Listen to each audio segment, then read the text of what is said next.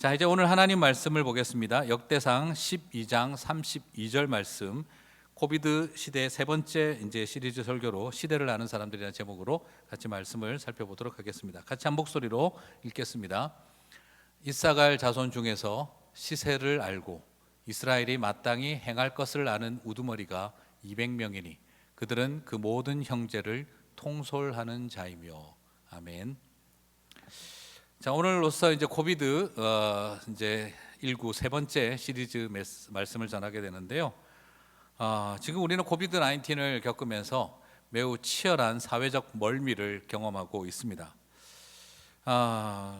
유발 하라리는 폭풍은 지나가고 인류는 살아남겠지만 우리는 다른 세상에서 살아남게 될 것이다 라고 이야기를 하기도 했고요. 또한 뉴욕 주지사인 앤드류 쿠오모는 불행하게도 우리는 결코 이전의 세계로 돌아갈 수 없을 것이다 라고 말합니다. 자, 코비드는 전혀 새로운 시대로 우리를 이끌어가고 있다는 것이죠. 그래서 어떤 분은 이제 BC, AD, WC라는 말까지도 합니다. Before Christ가 아니라 Before COVID나 AD, After Disease, 그리고 WC, With Corona라고 이렇게 코비드라고 이야기를 합니다. 어쩌면 우리는 코비드 이전과 그리고 질병 이후 그리고 코비드와 함께 살아야 하는 세상 속에 지금 던져져 있습니다. 코비드는 전혀 새로운 것을 우리에게 강요하는 것이 아니라 이미 지난 20년 동안 천천히 진행되어 왔던 일들을 한 달 만에 현실화시켜 버렸다라고 말할 수 있겠습니다. 비정상적인 방향으로 나아간 것이 아니라 비정상적인 속도로 진행되었다라고 말할 수 있겠습니다.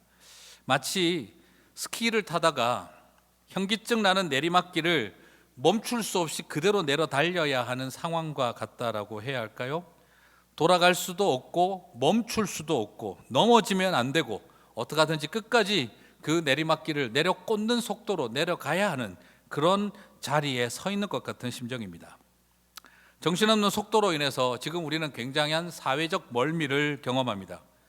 멀미는 잘못된 길을 가서 겪는 것이 멀미가 아니라 바른 길, 가야 할 길, 그리고 원래 생각했던 길을 가더라도 속도가 빠르거나 정신없이 휩쓸릴 때 느끼는 것이 멀미 같다는 생각을 합니다. 코비드는 그래서 이렇게 말할 수 있습니다. 21세기를 살지만 사실은 우리가 21세기를 살았던 것이 아니라 20세기 후기를 살아왔던 우리들에게 한 달 만에 21세기 속으로 급발진하도록 저와 여러분을 떠밀었다라고 말할 수 있을 것 같습니다. 그래서 지금 우리는 어느 날 갑자기 닥친 일이 아니라 21세기에 들어왔음에도 20세기 후반처럼 살아왔던 우리들에게 21세기를 향해 급발진하도록 밀어버린 이 속도 앞에 서 있는 것 같은 심정인 것이죠. 코비드로 인해 새로운 것이 변화를 요구하는 것이 아니라 이미 변화되어져 온 것들이 코비드로 인해 급속하게 가시화되고 가속화되어졌다. 그래서 마치 지금 상황은 화살이 시위를 떠난 상태와 같다라는 것이죠. 돌아오기 어렵다라는 것입니다. 그러므로 우리는 지금 이 상황을 겪으면서 내일을 향해 나아가야 하는 것이지 어제로 돌아가려고 해서는 안 된다는 것입니다. 그건 정상화가 아니라 바로 이런 맥락에서 본다면 영유라고 말할 수가 있습니다. 제 말은 과거를 부정하라는 말이 아니라 과거를 수용하지만 이제 우리는 미래를 향해 나아가야 하는 때가 되었다라는 것이죠. 우리는 지금 노멀이라는 상태에 있다가 지금 우리는 abnormal이라고 하는 비정상의 상태로 간 것이 아니라 우리는 normal에서 abnormal로 들어간 것이 아니라 새로운 표준이라 할 수 있는 new normal을 향해 나아가고 있다, 진입했다라는 의미를 생각해야 합니다. 그러므로 우리는 지금 리부트를 해야 되는 것이 아니라 우리는 리셋을 해야 하는 상황 가운데 있다 하는 것이죠. 언젠가 우리의 삶 가운데 우리는 다시 한번 스스로에게 질문을 던지게 됩니다. 우리는 정말 과거로 회귀하고 있는가 아니면 미래를 향해 나아가고 있는가? 돌아가기 위해서 미래를 포기하는 누를 범하지 말고 나아가기 위해서 과거를 끌어안는 노력이 필요합니다. 이런 점에서 이제 교회와 성도는 이 코비드 19 이후에 우리의 사고의 전환, 인식의 전환, 분별력의 전환을 일으켜야 할 때가 되었다라는 걸 발견하게 됩니다. 그래서 저는 코비드-19 시대를 보면서 시대적인 안목과 분별력을 가진 하나님의 사람들은 어떤 사람들이었을까를 묵상하다가 오늘 저는 이사갈 자손들의 200명 리더십들에 대한 이야기를 생각하게 됐습니다. 자, 오늘 이 본문은 어떤 배경 속에서 이 이야기가 시작되어졌을까요? 그것은 하나님이 다윗을 위해 사람을 세우시는 그를 도와줄 동력자들을 세우시는 과정 속에서 나온 이야기입니다. 자, 역대상 12장 23절을 같이 한번 보시겠습니다. 같이 읽겠습니다. 싸움을 준비한 군대 지휘관들이 헤브론에 이르러 다윗에게로 나와서 여호와의 말씀대로 사울의 나라를 그에게 돌리고자 하였으니 그 수요가 이러하였더라라고 하고 있습니다. 자, 지금 배경은 여러분 오늘 보시니까 배경이 어떠세요? 말 그대로 왕조가 바뀌는 시대적 전환기입니다. 사울의 나라를 그에게 돌리고자 다윗의 나라가 되고자 하는 일, 하나님의 통치를 실현할 신정 통치를 실현할 다윗의 나라가 되게 하는 일입니다. 소위 말해서 왕이 바뀌는 날, 나라의 주인이 바뀌는 엄청난 혼란기, 대격변기입니다. 자, 이때 온 12지파에서 다윗을 왕으로 세우기 위해서 그 대관식을 준비하기 위해서 그들은 각 지파마다 이 다윗을 서포팅하고 도와줄 용사와 군대를 모집하기 시작을 했습니다. 자, 모두가 다 중요하겠지만 저는 오늘 역대상 12장 23절이 이 이사갈 지파에서 나온 자손들의 이야기가 특별히 눈에 들었습니다. 같이 한번 읽어볼까요? 이사갈 자손 중에서 시세를 알고 이스라엘이 마땅히 행할 것을 아는 우두머리가 200명이니 그들은 그 모든 형제를 통솔하는 자이며. 여기서 시세를 알고라는 말은요, 물건 가격의 시세를 안다, 가격을 안다는 말을 뜻하는 게 아니죠. 시세를 안다는 것은 시대와 세태를 이해한다는 말입니다. 영어로 보시면은 they had understanding of the times. 그 시대에 대한 이해력을 가진, 안목을 가진 사람이라는 뜻입니다. 시대에 대한 안목과 분별력을 가지고 있다는 것이죠. 말 그대로 다윗이 왕이 되어지는 뉴 노멀이라고 하는 새로운 시대를 이끌어가는 일에 안목이 있는 사람들, 그리고 분별력 있는 행동, 무엇이 마땅히 행할 일인지, 어떤 일이 분별력 있는 행동인지, 이것을 어떻게 바라봐야 하는지, 어떻게 행동하는 것이 마땅한 일인지를 사고체계와 행동체계가 아주 잘 발전되어진 사람들 200명이 나왔다는 것이죠. 나머지 다른 11지파에서는요, 최소 수천 명에서 많게는 5만 명이 넘어가는 숫자들이 몇만 명들이 모여서 바울을 위한 군대가 되고 그를 서포팅하는 그룹이 되었습니다. 그런데 이사갈 지파는요, 조금 섭섭하게, 물론 사독 집안에서 레위 지파는 상당히 많이 나왔기 때문에 레위 지파는 많이 나왔지만 사독 집안에서도 20명이 나왔는데, 그러나 다른 그 레위 지파를 제외하고는, 제사장 가문을 제외하고는 지파들 중에서 제일 적게 나왔어요. 그러면 다윗을 지지하지 않는다는 뜻일까요? 그렇지 않습니다. 오히려 다른 지파의 수천 명, 다른 지파의 몇만 명에 필적할 사람들이 200명이 주어졌다는 겁니다. 바로 그게 뭐냐? 시대를 향한 안목이 있고, 그리고 그 시대에 맞게 무엇을 마땅히 행해야 할 바가 뭔지 알 수 있는 분별력 있는 행동을 할 수 있는 사람들, 이런 사람들이 전체를 이끌어갈 리더십이었다라는 거죠. 수천 명과 몇만 명에 맞먹을 만큼 중요한 사람들이었습니다. 사울의 나라가 끝이 나고 왕조가 바뀌어 다윗의 나라가 일어나는 그 중요한 순간에 이 시대가 무엇인지, 그리고 우리는 여기에서 마땅한 행동이 무엇인지를 분별할 수 있는 사람, 이것이 굉장히 중요했다는 것이죠. 저는 이 코비드-19 시대를 겪으면서 우리 성도님들에게 이 도전을 동일하게 드리고 싶습니다. 그리스도인들은, 교회는 어떤 모습이 되어야 할까? 바로 이 이사갈의 자손들 200명처럼 시대를 알고 마땅히 행할 바를 아는 사람들, 안목과 분별력 있는 행동을 할 수 있는 사람들, 바로 그런 사람들이 지금도 필요하다는 것이죠. 다 똑같이 하나님을 사랑하는 백성들이었고, 다 똑같이 예배하는 자들이었고, 이스라엘 지파였습니다. 다 예배하고 성경 보고 제사 드리고 하나님 앞에 기도하는 사람들이었습니다. 그런데 특별히 오늘 여기에서 관심을 갖게 하는 것은 그들을 향한 평가입니다. 시대를 알고 마땅히 행할 바를 아는 사람들이다. 어쩌면 지금 우리들에게 더 많이 필요한 것은 성경을 열심히 읽는 사람, 물론 뜨겁게 기도하는 사람 다 중요한 사람들입니다만, 그러나 성경을 열심히 읽고 기도를 뜨겁게 한다 할지라도 시대를 분별할 안목과 마땅히 행하여야 할 바가 뭔지 모른다면 그 열심히 읽은 성경과 그 뜨겁게 한 기도가 오히려 공동체를 파괴하고 위험으로 이끌어갈 수도 있다는 것을 발견합니다.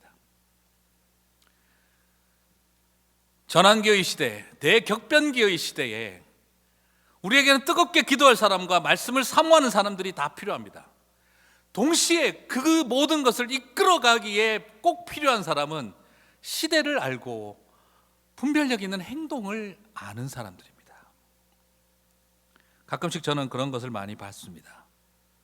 그렇게 성경을 열심히 읽고 성경에 정통하고 그렇게 영성이 깊다고 하시는 분들이 시대에 대한 안목과 분별력이 부족하여서 참 이 땅에 살아가는 사람들에게, 교인들에게, 다음 세대에게 실망과 좌절을 심어주는 것을 많이 바라봅니다.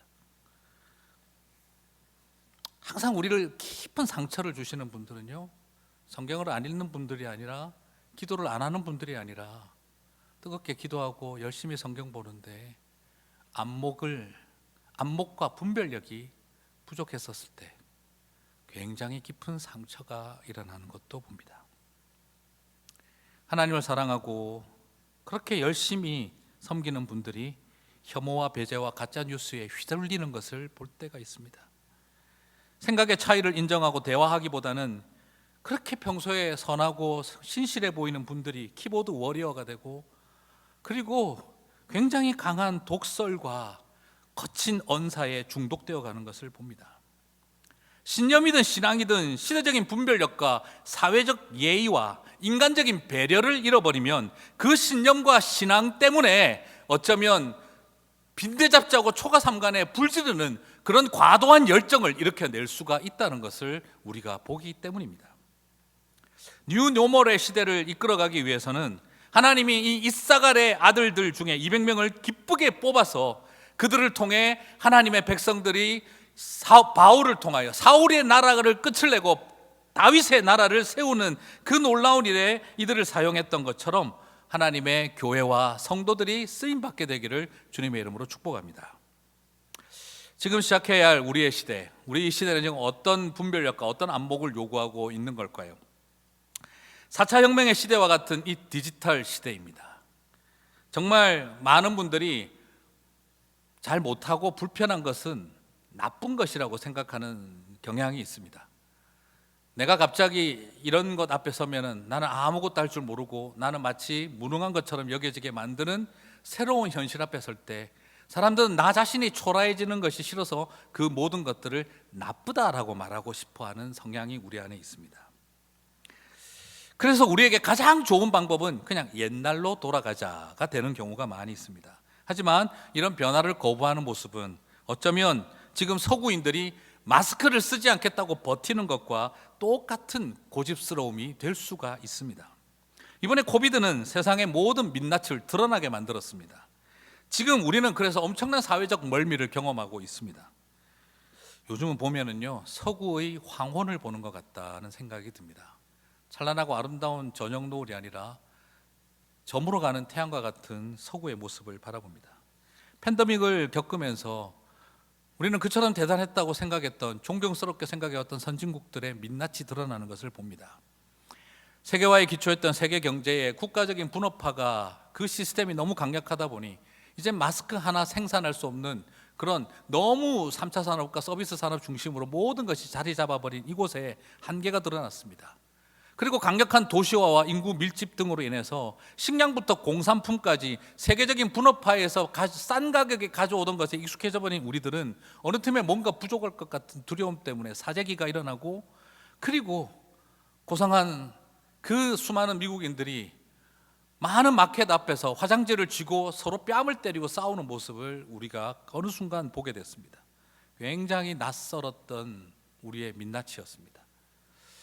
더구나 그 많은 탁월하고 세계에서 가장 최고의 의료 능력을 가지고 있는 병원들이 있음에도 불구하고 이런 문제를 집중적으로 지원해 줄 공공의료가 무너져 버린 듯한 이런 시대에, 그래서 기업형, 소위 말하는 영리 중심의 병원이 모든 것을 장악해버린 이런 상황 속에서는, 그런 상황 속에서는 공공의료와 의료보험 제도에 잘못되어진 어떤 풀어갈 수 없는 문제 때문에 사람들은 이 문제에 대해서 처절하게 무력하게 쓰러져가는 것을 바라봅니다. 더구나 권위를 거부하는 이 포스트 모더니즘적인 과도한 자유분방함들은, 그래서 어떤 규칙과 어떤 사회적 합의에 대한 생각보다 나 자신의 가치를 더 중요하게 생각하는 이런 성향들은 아무리 공동체를 위해서, 우리가 서로 이 일을 위해서 함께 지켜야 할 작은 실천, 손 씻는 것부터 시작해서 마스크를 쓰는 것까지 이 작은 실천부터 매우 거부하고, 오히려 이 미성숙한 저항을 사람의 어떤 자유를 실현하는 것처럼 이야기하는, 그래서 팬데믹이 더욱 심화되어져 가는 모습을 보게 되어집니다.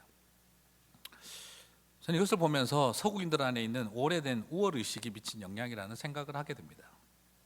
오랫동안 깔려 있었던, 서양은 미개한 동양을 문명화시키고 그들이 더 문명화된 세상 속에 살아가도록 도와야 한다라는 자신들이 가졌던 그 사명의식 때문에 지금 오히려 동양에서 나오는 어떤 해결책과 조그마한 나라가 만들어내고 있는 그런 어떤 방법론들에 대해서 받아들이기가 어려운 상태 같다는 생각을 하게 됩니다.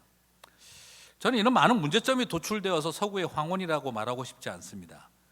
오히려 느끼는 것은 이런 문제가 드러나고 있음에도 불구하고 그 실체를 인정하기보다는 오히려 겸손한 마음으로 배우려고 하지 않는 태도에서 저는 황혼이 보인다라고 말하고 싶습니다. 문제가 황혼을 만들어내지 않습니다. 그 문제를 보면서도 겸손해지지 않을 때 우리는 그 오만함을 바라보며 황혼이 밀려온다라고 하는 것이죠. 동양인이라고 한국 사람이라고 너무 쉽게 말하지 말라 생각하시지 마시기 바랍니다. 이것은요, 동양의 황혼도 이렇게 왔었습니다. 산업혁명 이전에 훨씬 더 탁월했던 동양의 문화는 산업혁명 이후에 그 오만함을 내려놓지 못하다가 그 오만함 때문에 동양은 철저히 미개하고 덜 문명화된 사람들로 역사의 뒤안길에 물러났던 것을 기억합니다. 바로 동양인들의 그 오만함이 황혼을, 동양의 말 그대로 황혼을 만들어냈던 것처럼 지금 똑같은 데자부가 서구 사회에서 나타나고 있는 것을 발견하게 되는 것입니다. 자, 이런 문제는 중국과 일본도 심각했습니다. 일단 중국과 일본은 투명성에서 실패했습니다. 그러나 동양이라고 다 좋은 건 아닙니다. 일본은 검사를 최소화하고 현실에 대한 부정과 외면을 위해 관료주의적인 태만이라는 방법을 사용을 했습니다. 바이러스를 막고 치료하는 데 통제력을 발휘하고 있는 것이 아니라 질병을 숨기는 데 강력한 통제력을 발휘하고 있었습니다. 중국은 유발 하라리가 말하는 전체주의적 감시, 정말 그 뭐라고 말할 수 없는 전체주의적 감시 체제에 기초하여 중국은 이 초밀착 감시라고 하는 under the skin이라고 하는 초밀착 감시를 실시했습니다. 독재적 봉쇄 조치로 문제를 해결하려고 들었습니다. 국가의 강제력이 병자를 치료하는 기회를 제공해 주는 방식으로 나타나지 않고 병자를 가두어둬서 확산을 막으려는 방식으로 나타났습니다. 도시를 봉쇄하고 개인의 인권과 자유를 희생시키는 국가의 강제력을 사용했습니다. 말 그대로 빅브라더가 출현하는 아주 우려스러운 모습을 보여주었습니다. 코비드는 잡았다라고 말을 했지만 어떤 것도 좋아 보이지 않는 모습이었습니다. 여기서 설교 시간에 또 괜히 또 소위 말해서 애국적 메시지가 나갈까 봐 제가 조심스럽긴 한데요. 반대로 한국은 좀 다른 방법을 보여줬습니다. 개인의 자유를 강조하는 사회학자, 아주 철저한 난크리스찬인 유발 하라리가 한국 모델을 되게 긍정적으로 평가했습니다. 그는 시민 자율권이라고 하는 시티즌 임파워먼트라고 하는 이 시민 자율권에 기초하여 한국은 언더 더 스킨이라는 초근접 감시가 아닌 오버 더 스킨이라고 하는 근접 감시 체계를 실시하여서 정보의 공개와 투명성에 기초하여 빅브라더 없이, 빅브라더를 의지하는 것이 아니라 성숙한 시민 자율권에 기초하여 이 모든 문제를 통제해갔다라고 평가를 했습니다. 공공성을 위해 정보를 투명하게 공개하되 개인의 인권과 자유가 침해당하지 않는, 그래서 under the skin이 아닌 over the skin이라고 하는 관점에서 전체주의적 감시가 아닌 시민의 자율권에 기초하여서 서로가 투명하게 공개된 관점으로 성숙하게 극복하도록 했다라는 것이죠. 이런 것을 보고 제가 기분 좋으라고 하는 소리가 아니라, 저는 이런 모양과 새로운 상황들을 바라보면서 오히려 공산주의적인 방법이나 서구의 과도한 자유주의가 아닌 훨씬 더 시민 민주주의에 기초한, 그 시민들의 성숙함에 기초한 이 민주주의적 방법으로 이 모든 것들을 풀어나간 이야기들을 굉장히 많이 이야기를 하는 것을 듣습니다. 뭐라 그래야 될까요? 서구는 no brother 같은, 브라더가 없는 상황과 같고, 중국은 빅 브라더와 같은 아주 위험한 상황이고, 그리고 거꾸로 한국은 착한 형님 같은 good brother, 아니면 우리 모두가 다 함께 형제가 된 브레든이라 할 수 있는 형제들의 모습으로 나타났다는 것이죠.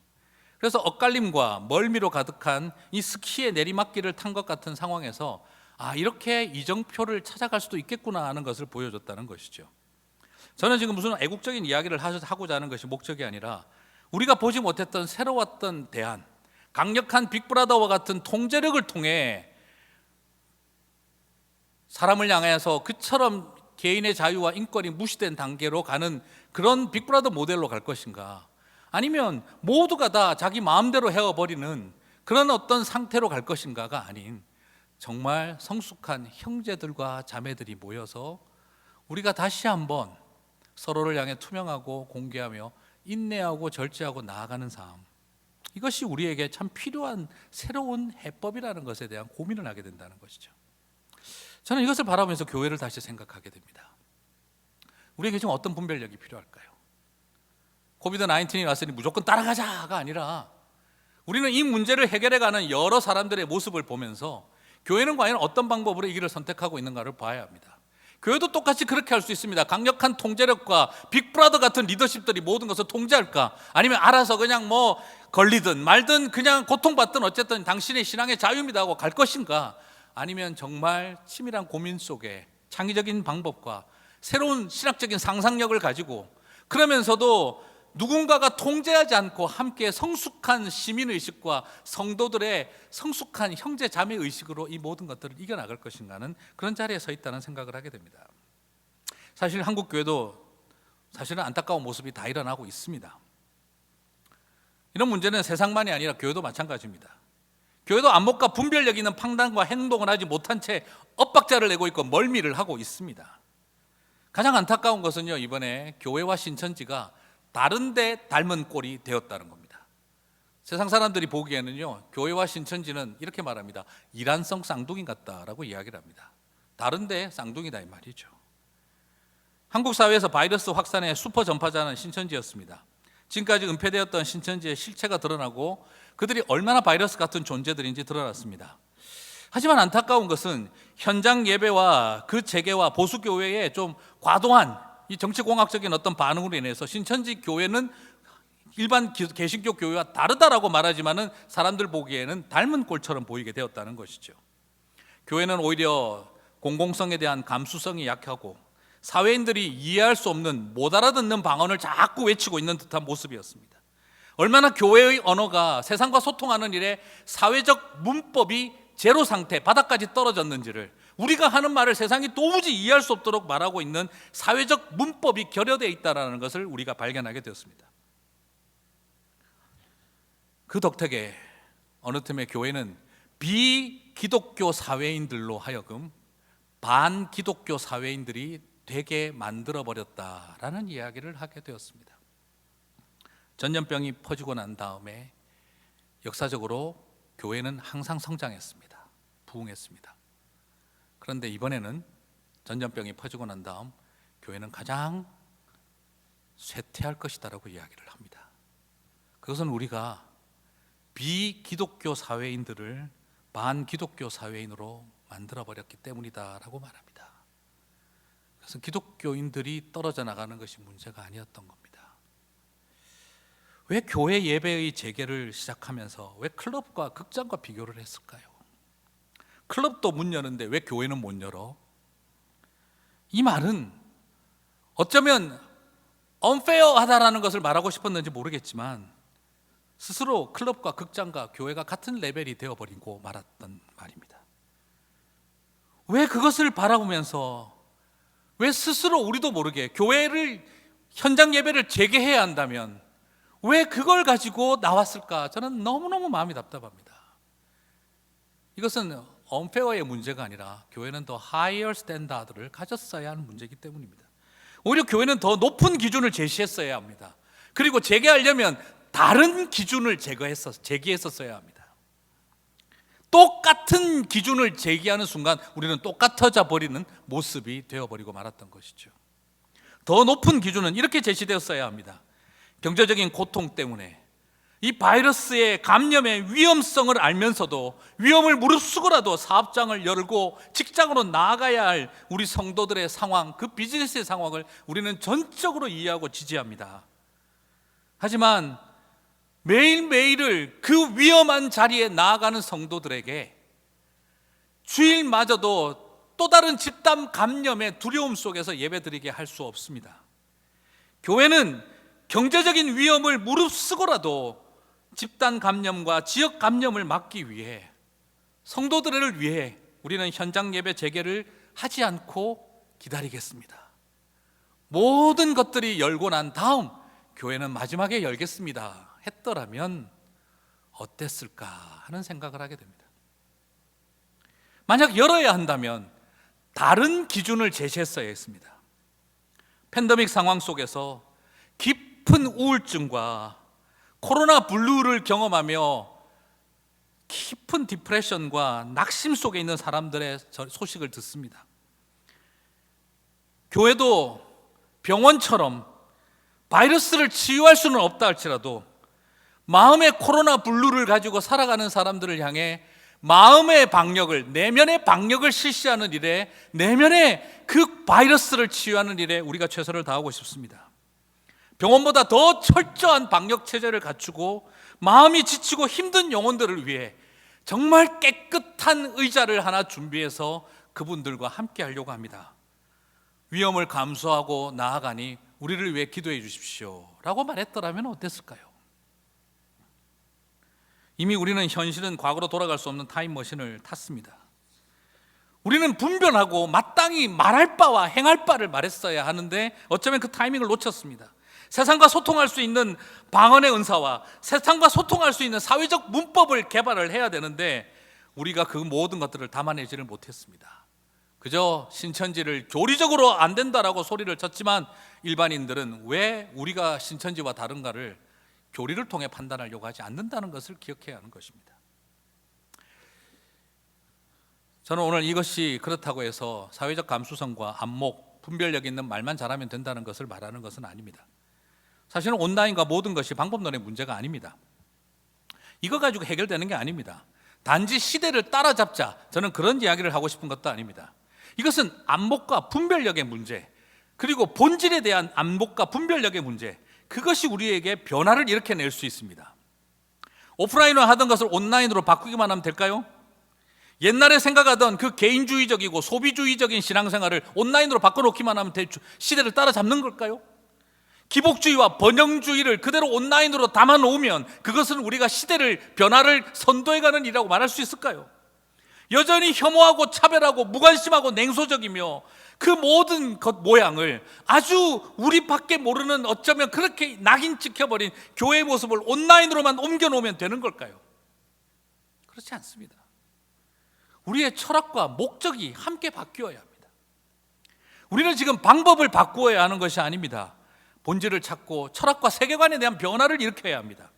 개인 구원과 개인의 신앙 성숙과 영적 성장에만 집중하던 그런 어떤 우리의 굉장히 개인주의적이고 소비적인 신앙생활을 공적 영역 속에서 이웃과 소외된 사람들의 삶의 질에 관심을 갖는 그런 영적인 의미로 확산되어야 합니다. 좀 더 공공성을 가지고 좀 더 공동체적인 의식을 가져야 합니다. 교회가 모든 것을 제공해 주던 것을 소비만 하면 되는 의존적 소비 신앙생에서 개인주의를 넘어 홀로 서기를 배우고 나눔의 통로가 되는 만인 제사장적 삶을 회복해야 합니다. 갖는 것이 복이라고 여겨졌던 기복주의에서 나누는 것이 축복이라는 것을 여기는 나눔 신앙으로 나아가야 합니다. 사회적 갈등과 혐오의 한 축이 되던 교회가 사회적 통합과 회복의 피스메이커가 되는 역할을 해야 하는 것입니다. 성전주의에 갇히지 않고 거룩한 세속성을 갖고 세상 앞에 나아가야 합니다. 세상을 향해 호통치려고 하지 말고 세상과 소통하며 우리의 말할 것을 적극적으로 떠드는 것이 아니라 거룩한 수동성을 가지고 그들의 말을 듣고 하나님의 음성에 귀를 기울이는 시간이 우리에게 필요합니다. 알베르 까미는 그의 소설 패스트에서 말합니다. 패스트는 모든 사람에게서 사랑의 능력, 심지어 우정을 나눌 힘을 빼앗아 버렸다. 사람들은 더 외로워지고 그래서 더 이기적으로 변할 수 있습니다. 이럴 때 교회는 더 개교회적이고 더 강한 소집단 이기주의의 모습으로 이어진다면 그때는 우리도 똑같은 패스트에 감염된 알베르 까미가 봤던 그 시대의 사람들 모습처럼 어쩌면 교회도 코비드 블루로 바이러스를 걸리지는 않아도 내면의 방역과 치유가 필요한 단계로 가버린 것이 될 수 있습니다. 미래가 나중 오늘에게 질문할 수 있습니다. 다시 과거로 회개하셨습니까? 아니면 신앙과 의식을 변화시켰습니까? 과거를 고집하셨습니까? 아니면 시대의 위기에 응답하려고 하셨습니까? 여러분, 변화는 따라잡기, 흉내내기가 아닙니다. 참된 변화는 회개에서 시작합니다. 변화는 회개가 있을 때 일어납니다. 그리고 그 회개에서 시작된 변화는 우리를 반드시 성장과 성숙으로 이끌어갑니다. 변화를 두려워한다면 우리는 회개의 자리로 나아갈 수도 없고, 변화를 두려워한다면 우리는 성장과 성숙을 경험할 수 없습니다. 강제로 멈추게 된 세상과 교회를 바라보면서 저는 변화를 요구하시는 하나님의 음성을 듣습니다. 변화는 그래서 우리를 과거로 되돌아가게 하는 것이 아니라 본질을 향해 나아가게 한다고 저는 믿습니다. 사랑하는 성도 여러분, 코비드-19를 겪으면서 저와 여러분 안에 하나님이 이제 다시 한번 우리가 시대를 알고 분별력 있는 행동을 알 수 있게 해주십시오. 따라쟁이가 되고 흉내내기를 하는 사람들이 되는 것이 아니라 그럴 때에 우리는 세상을 변화시키고 나를 변화시키고 교회를 변화시키고 세상을 변화시켜가는 우리의 모습을 보게 될 것입니다. 오늘 이 시대를 분별하기 위해 우리는 사울의 나라를 바꾸는 회개가 있어야 합니다. 그리고 그 회개 속에 성장이 일어나고 성숙이 일어나 변화 그 자체가 회개와 성장과 성숙을 통해 나타나게 될 것입니다. 변화는 방법론을 바꾸고 제도를 바꾸는 데 있지 않습니다. 회개와 성장과 성숙을 통해 변화는 완성됩니다. 그 길을 향해 나아가는 저와 여러분이 되시기를 주님의 이름으로 축복합니다. 우리 같이 한번 다 함께 이 시간 기도했으면 좋겠습니다.